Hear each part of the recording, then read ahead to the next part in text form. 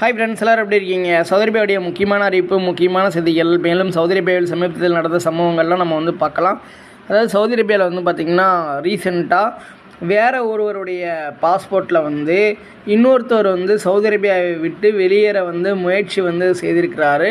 அப்படி மற்றவருடைய பாஸ்போர்ட்டில் சவுதி அரேபியாவை விட்டு வெளியேற முயற்சி செய்த அந்த வெளிநாட்டவரை சவுதி அரேபியா கைது செய்திருக்கிறாங்க அப்படின்ற ஒரு தகவல். அதாவது இந்த மாதிரி ஆள் மாறாட்டம் செய்தாலோ இல்லை மற்றவர்களுடைய டாக்குமெண்ட்டை தவறாக பயன்படுத்தினாலோ, போலி சான்றிதழ் சமர்ப்பித்தாலோ, போலியான பாஸ்போர்ட்டில் சவுதி அரேபியாவிற்கு வர முயன்றாலோ இல்லை சவுதி அரேபியாவை விட்டு வெளியேறினாலோ சவுதி அரேபியா அதிரடியான நடவடிக்கைகள்லாம் எடுத்துகிட்டு வர்றாங்க அப்படின்ற ஒரு தகவலை தெரிஞ்சுக்கோங்க. மேலும் சவுதி அரேபியா தலைநகரில் பொது இடத்துல சண்டையிட்ட வழக்கில் 6 வெளிநாட்டவர்களை சவுதி அரேபியாவுடைய குற்றப்புலனாய்வு துறையினர் கைது செய்திருக்கின்றனர். குற்றம் சாட்டப்பட்டவர்களில் 5 பேர் எகிப்து நாட்டை சேர்ந்தவர்கள், ஒருவர் சிரியர். அதாவது இந்த மாதிரி பார்த்திங்கன்னா அவங்க 6 பேர் சண்டை போட்டு அதை ஒருத்தவர் படம் பிடித்து சமூக வலைதளங்களில் அந்த வீடியோ பரவியிருக்கு. விசாரணை செயல்முறை முடித்த பின்னர் குற்றம் சாட்டப்பட்டவர்கள் பொது வழக்கறிஞரிடம் ஒப்படைத்ததாக ரியாத் போலீஸார் தெரிவிச்சிருக்கின்றனர் அப்படின்ற ஒரு தகவல். மேலும் சவுதி அரேபியாவுடைய உள்துறை அமைச்சகம் தரப்புலேருந்து ஒரு முக்கியமான தகவல் என்ன சொல்லியிருக்காங்க அப்படின்னா, அதாவது அனைத்து வகையான குற்றங்களையும் புகைப்படம் எடுப்பதற்கும் அதனை சமூக வலைதளங்களில் வெளியிடுவதற்கும் எதிராக பார்த்தீங்கன்னா உள்துறை அமைச்சகத்துடைய பாதுகாப்பு செய்தி தொடர்பாளர் கர்னல் தலால் அல் அஸ்லப் எச்சரிக்கை விடுத்திருக்கிறார். அதாவது குற்றம் அல்லது ஒரு குறிப்பிட்ட நிகழ்வை சாட்சியாக ஆவணப்படுத்தப்பட்டால் அது பாதுகாப்பு அதிகாரிகளிடம் சமர்ப்பிக்கப்பட வேண்டும் மற்றும் பாதுகாப்பு நடவடிக்கை மையம் 911 உள்ள பாதுகாப்பு அதிகாரிகளுக்கு அறிவிக்கப்பட வேண்டும் என்று அவர் கூறியிருக்கிறார். சமூக ஊடக களத்தில் அதாவது குற்ற ஆவணங்கள், இந்த கிரைம் எவிடன்ஸு வெளியிடப்படவே கூடாது.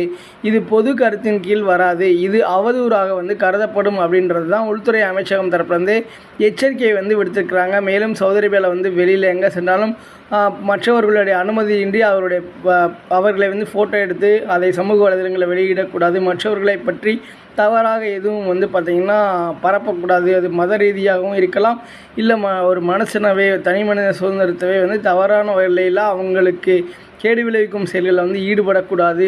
ஆன்லைன் மோசடியில் ஈடுபடுபவர்களுக்கும் கடுமையான அபராதம் நடவடிக்கைகளும் சவுதி அரேபியா தரப்புலேருந்து எடுக்கப்படுகின்றன. மேலும் சவுதி அரேபியாவில் ரியாத்தில் 2 பெண்கள் உட்பட 5 பேர் தூக்கிலிடப்பட்டுள்ளனர். அதாவது ரியாத் பகுதியில் சவுதி குடிமகன் ஒருவரை கொன்று மற்றொருவரை கடத்தி தாக்கிய குற்றத்திற்காக அந்த 2 பெண்கள் உட்பட 5 சவுதி பிரஜைகளுக்கு மரண தண்டனை நிறைவேற்றப்பட்டிருக்கிறது. இதில் இந்த தாக்குதலில் அதாவது வீட்டிற்கு அந்த பாதிக்கப்பட்டவரை வரவழைத்து துப்பாக்கி முனையில் கட்டி வைத்து கொள்ளையடித்துள்ளனர். மேலும் மின்சாரம் தாக்கியும் அதாவது கொண்டுள்ளனர். இரும்பு கம்பிகளால் கொடூரமாக தாக்கப்பட்டு வெறிச்சோடிய இடத்துல விடப்பட்டுள்ளனர்.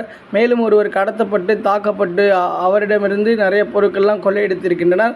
ஸோ இந்த மாதிரி சம்பவங்களுக்காக அதாவது ரியாத்தில் 2 பெண்கள் உட்பட 5 பேர் தூக்கிலிடப்பட்டுள்ளனர் அப்படின்ற ஒரு தகவலை தெரிஞ்சுக்கங்க. அடுத்ததாக பார்த்திங்கன்னா சவுதி அரேபியா தரப்புலேருந்து இப்போ அதாவது சுற்றுலாத்துறைகள் அதிகமாக அதில் மேம்பாடை ஏற்படுத்தியிருக்கின்றன. சுற்றுலாத்துறை வளர்ச்சி அடைந்திருக்கிறது.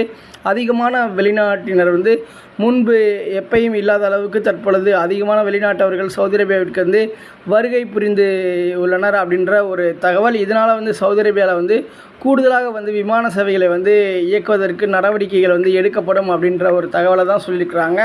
மேலும் விமான பயணத்துடைய அந்த விமானங்களுடைய எண்ணிக்கை அதிகரிக்கப்பட்டால் விமான பயணத்துடைய கட்டணங்களும் குறைவதற்கு வாய்ப்பு இருக்கிறதாவே கருதப்படுகிறது. மேலும் பார்த்திங்கன்னா அதாவது சவுதி அரேபியாவுடைய ஒரு முக்கியமான தகவல் என்னென்னா, அதாவது விமான பயணத்தின் போது உங்களுடைய லக்கேஜ் தொலைந்தாலோ இல்லை டேமேஜ் ஆனாலோ இல்லைன்னா உங்களுடைய ஃப்ளைட்டு காரணமே இன்றி ரத்து செய்தாலோ ஃப்ளைட் ட்ராவலை இல்லை ஃப்ளைட்டு ரொம்ப நேரம் டிலே ஆனாலோ அதற்கு உரிய இழப்பீட்டு தொகைகள் மேலும் பயணிகளுக்கு தேவையான வசதிகளை அந்த விமான நிறுவனங்களே செய்து தர வேண்டும். அது அந்த விமான நிறுவனங்களுடைய பொறுப்பு தான் அப்படின்றத சவுதி அரேபியா தரப்பில் சொல்லியிருக்கிறாங்க. மேலும் சவுதி அரேபியாவில் பல்வேறு இடங்களில் மழைகள் பொழிந்து வருகின்றன. மேலும் சில இடங்கள்லையும் மழை பொழிவதற்கு வாய்ப்பு இருக்குது. சில இடங்களில் மழைகளின் காரணமாக பள்ளிகளுக்கெல்லாம் விடுமுறைகள் விடுக்கப்பட்டிருக்கின்றன.